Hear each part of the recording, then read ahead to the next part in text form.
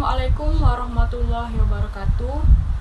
Pada kesempatan kali ini, kami dari kelompok 3 yang beranggotakan 5 orang, saya Khairnisa sebagai moderator, dan teman saya Indra Purnomo, Suci Ramadhani Pohan, Indah Nur Alwa, dan Tiffany Sepanyana Baban, ingin menjelaskan dan menjawab pertanyaan yang diberikan oleh dosen pengampu pengembangan kepribadian, yaitu Bapak Zulfikri.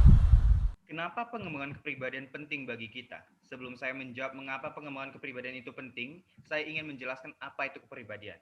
Jadi kepribadian itu adalah keseluruhan cara seorang individu bereaksi dan berinteraksi dengan individu lainnya, yang berarti di mana kepribadian itu adalah ciri khas karakter seseorang berupa sifat, sikap, tingkah laku yang ditunjukkan kepada lingkungan sekitar ketika berinteraksi dan berkomunikasi. Jadi mengapa pengembangan kepribadian penting bagi kita? Yaitu karena pengembangan kepribadian dapat mempersiapkan seorang individu dan membantunya membuat ciri khas karakter sendiri.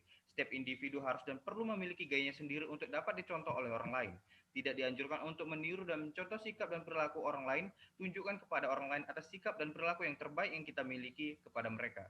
Pengembangan kepribadian juga sangat membantu dalam mengurangi stres dan konflik.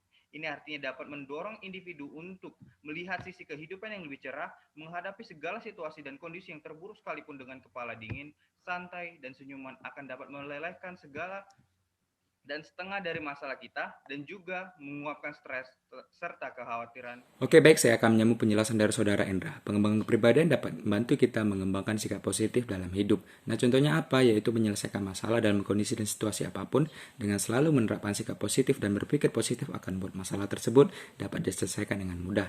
Karena di setiap masalah yang kita hadapi pasti akan ada solusi dan jalan keluarnya.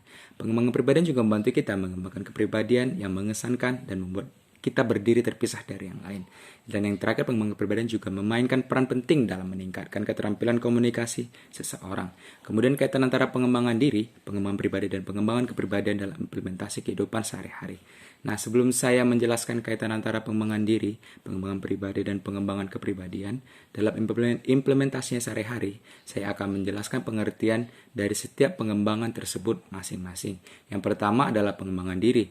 Jadi pengertian pengembangan diri adalah suatu proses pembentukan potensi, bakat, sikap, perilaku, dan kepribadian seseorang melalui pembelajaran dan pengalaman yang dilakukan secara berulang-ulang sehingga meningkatkan kapasitas atau kemampuan diri sampai pada tahap otonomi atau kemandirian diri. Nah, slide selanjutnya akan dijelaskan oleh Khairnisa dan Suci. Terima kasih. Pengembangan pribadi adalah pengembangan yang meliputi segala kegiatan yang meningkatkan kesadaran dan identitas diri, mengembangkan bakat, potensi, membangun sumber daya manusia, dan memfasilitasi kinerja, meningkatkan kualitas hidup, dan memberikan kontribusi dalam mewujudkan impian dan cita-cita. Saya akan menyambungkan penjelasan dari saudara Khairnisa. Pengembangan kepribadian adalah sebuah wawasan pengetahuan dan keterampilan manusia yang bersifat sangat luas. Kaitkan dengan ilmu pengetahuan, pengembangan kepribadian itu merupakan perpaduan dari gabungan beberapa disiplin ilmu, yang diantaranya ilmu psikologi, ilmu komunikasi, sosial, filsafat, seni, sumber daya manusia, manajemen, dan lain sebagainya, yang terkait dengan diri pribadi manusia sesuai dengan kebutuhan dan perubahan gaya hidup serta kemajuan zaman. Jadi, kaitan antara pengembangan diri, pengembangan pribadi, dan pengembangan kepribadian dan implementasi kehidupan sehari-hari ialah individu ketika menjalani hidup dan melakukan aktivitas akan menerapkan dan mengimplementasikan pengembangan yang sudah dijelaskan sebelumnya. Karena setiap saat dan waktu kita selalu dan pasti akan menggali potensi dan belajar hal-hal yang baru yang belum pernah kita ketahui sebelumnya untuk mengasah potensi yang ada pada diri kita, dan itu akan kita rasakan dan akan berdampak pada masa yang akan datang.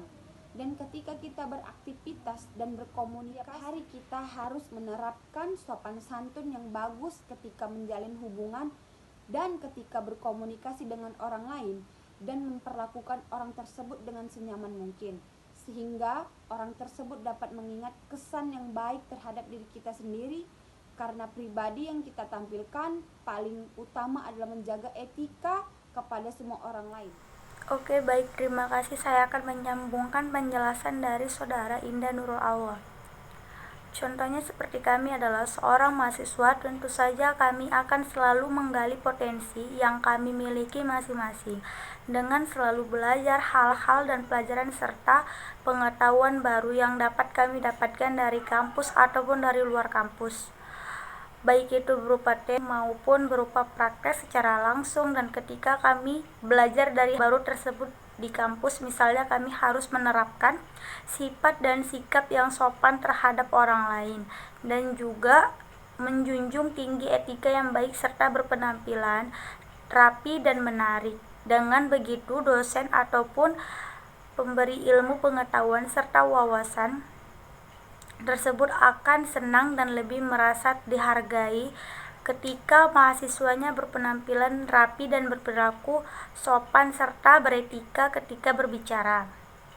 Jadi, kepribadian sangat penting dalam diri kita masing-masing, karena kepribadian mencerminkan siapa kita dan bagaimana kita bereaksi dengan kepribadian kita yang baik, serta selalu akan dihargai pula dan dihormati oleh orang lain dimanapun kita berada. Sekianlah jawaban dan penjelasan yang dapat kami sampaikan. Semoga bermanfaat untuk kita semua. Bila ada kekurangan kata atau penjelasan yang kurang tepat dan penggunaan kata-kata yang kurang sopan, kami mohon maaf yang sebesar-besarnya. Saya akhiri dengan